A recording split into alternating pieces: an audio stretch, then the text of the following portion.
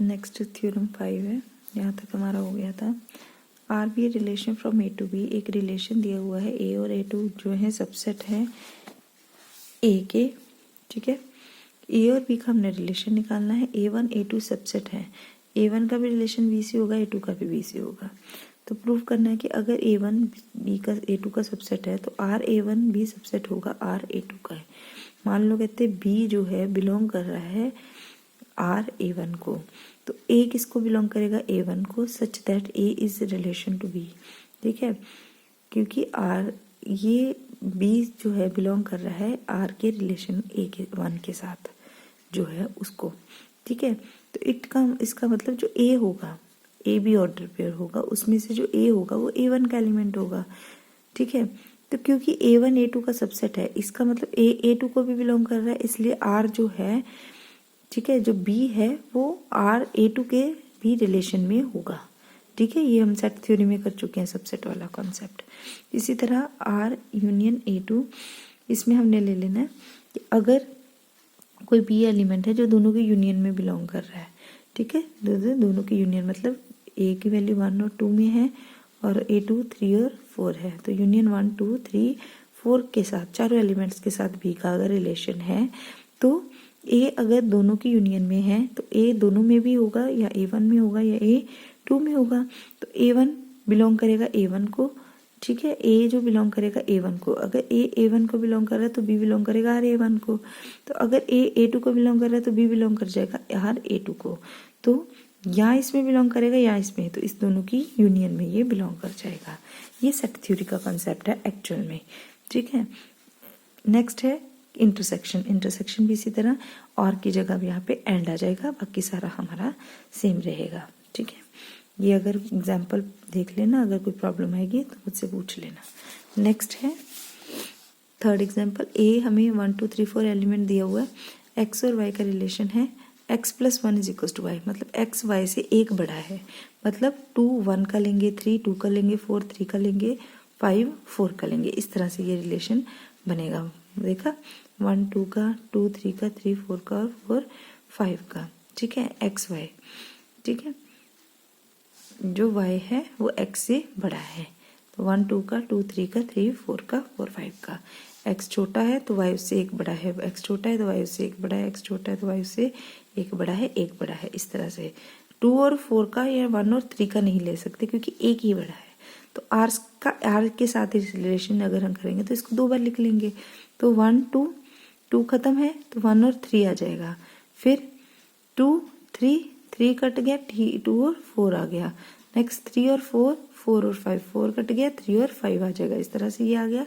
इस तरह से क्यूब निकाल लेंगे, 1 और 3, ये 3 कट गया, 1 और 5 आ जाएगा, 2 4 है नहीं तो नहीं आएगा, ठीक है। इस तरह से ये रिलेशन, इनमें 2 का गैप आ गया, तो ये हमारा रिलेशन बन गया x plus 2 is equal to y, ये था x plus 1 is equal to Y.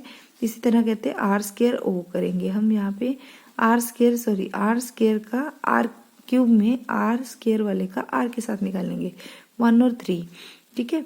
3 यहाँ पे है, 3 और 3 कट गया, 1 और 4 2 और 4 4 और 4 कट गया, 2 और 5 आ गया, 3 और 5 है नहीं तो नहीं कटेगा, ये 2 आ गया। अब इनमें रिलेशन क्या आ गया, 1 से 4 बड़ा है 3, तो x plus 3 is equal to Y, इन दोनों का डिफरेंस भी 3 है, इन दोनों का भी 3 है, तो इस तरह से ये एग्जाम्पल है।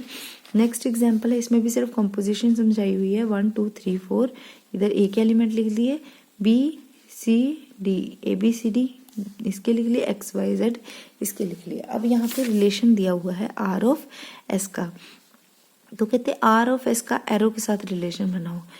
आर के एलिमेंट है 1 और ए, 1 और ए, इधर एरो आ गया, फिर 2 और डी का एरो आ गया, ठीक है, 3 और ए, 3 का ए के साथ भी एरो आ गया, 3 का बी के साथ भी एरो आ गया, 3 का डी के साथ, तो ये हमने एरो कंप्लीट कर लिए। अब एस वाला आ जाएगा, बी और सी का, बी का x1 के साथ, सी का x के साथ, बी का z के साथ और डी का z के साथ, इस तरह से यहाँ से देखकर हमने एरो बना लेने हैं। अब हमने जब आर ऑफ एस लिखना है तो देखो 1 का ए के साथ, एक आगे नहीं है, 2 का डी के साथ और डी का आगे z के साथ, 2 और z हम एक ब्रैकेट में लिख देंगे, ठीक है। नेक्स्ट 3 का ए के साथ, एक आगे नहीं है, खत्म, 3 का बी के साथ और बी का आगे जेड के साथ, 3 और जेड हम अगेन एक ब्रैकेट में लिख देंगे। अब 3 का बी के साथ हो गया, 3 का डी के साथ और डी का नेक्स्ट जेड के साथ, ठीक है, और ये लिख देंगे हम, ठीक है। नेक्स्ट है हमारा 3 का बी के साथ और बी का एक्स के साथ, ठीक है, और ए बी फिर कट गया, 3 और x एक ब्रैकेट में आ जाएगा। इस तरह से ट्राइग्रामेटिकली हमने इस चीज़ को शो किया है।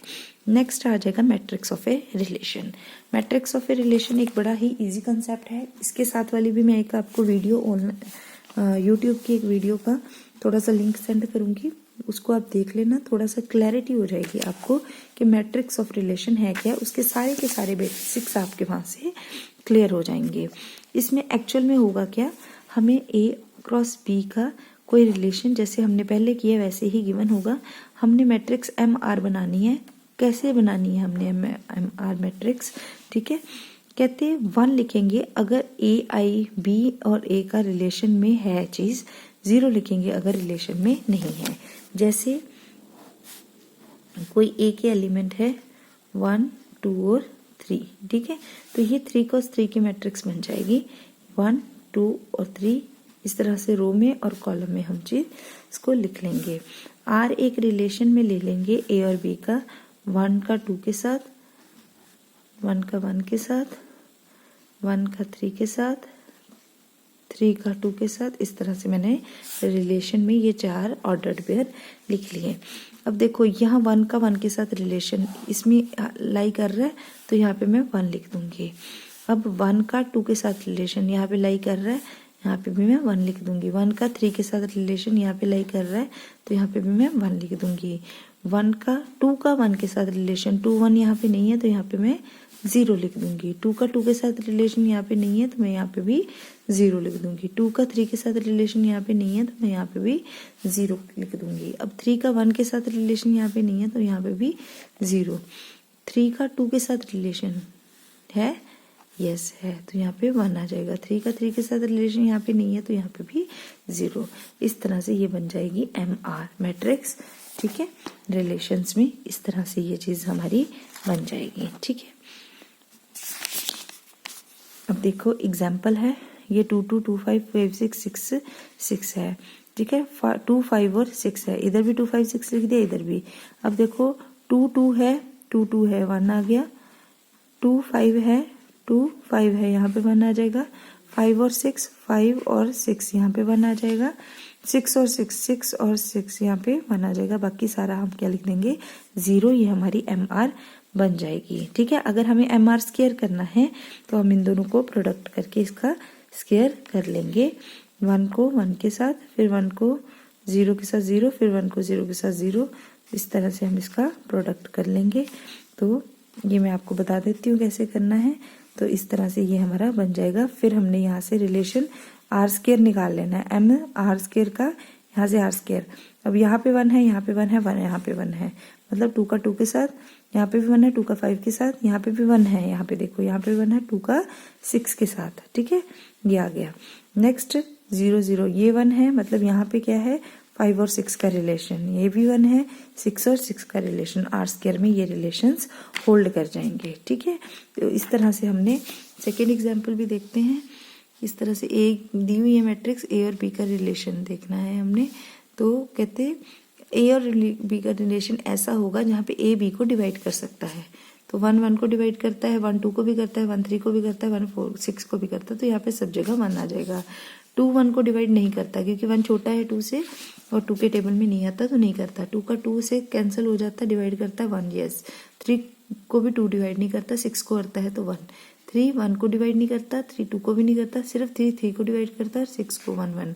6 इनमें से किसी को डिवाइड नहीं करेगा क्योंकि ये सब 6 से छोटे हैं। 6 सिर्फ 6 को डिवाइड करेगा, तो यहाँ पे 1। इस तरह से यह एम आर एक कंप्लीट हो गई।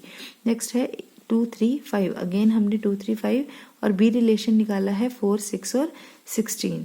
R1 में हमने इस तरह से लेने हैं जहाँ पे A जो है वो डिवाइड करता है B को, ठीक है। 4 को 2 डिवाइड करता है, यस सॉरी 2 4 को डिवाइड करता है, 6 को भी 16 को भी। 3 ना तो इसको डिवाइड करता है, इसको करता है यस 1 और इसको 0। 5 इनमें से किसी को डिवाइड नहीं करता तो 0। इस तरह से यहाँ से हमने रिलेशन निकाल के ये MR1 MR2 और MR3 इस तरह से हमने ये चीज़ को भी निकाल लेना है। ठीक है, यहाँ पे भी हमें ये रिलेशन दिया हुआ है तो यहाँ से हमने ये रिलेशंस निकाल लेने हैं। ये बेटा आपको मैंने क्लियर कर दिया है, ये हमने कैसे करने हैं। तो ये इनमें दोनों ही एग्जांपल्स आप करो, अगर यहाँ पे कोई प्रॉब्लम आती है तो मुझसे पूछ सकते हो।